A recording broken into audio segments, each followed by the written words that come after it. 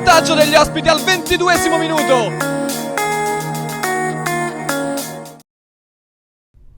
Siamo con Emanuele Chinalli, capitano del gruppo Proget Immobiliare.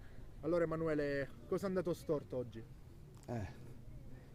Secondo me poca concentrazione, ci ha detto male pure tantissime azioni da gol, non siamo riusciti a finalizzarle, una buona squadra l'avversaria, dovevamo approfittare, se approfittavamo della situazione non c'era niente da recriminare, purtroppo. Ecco, un'occasione fallita, secondo te oggi si è compromesso qualcosa? No, ci sono tantissime partite ancora, abbiamo rinforzato la squadra, stiamo cercando di trovare un pochino più di amalgama, no?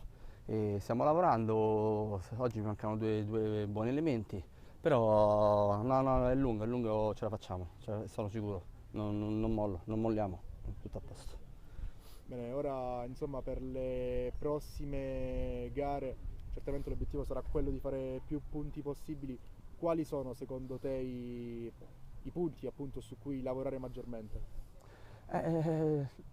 L'unico punto su cui dobbiamo lavorare è il fatto di unire questo gruppo, no? Avendo messo degli innesti nuovi, cercare di trovare una compattezza un pochino maggiore. E proviamo a lavorare su questa situazione qua, ripeto, non molliamo niente fino alla fine e sappiamo che possiamo farcela e ce la facciamo sicuramente. Grazie Emanuele.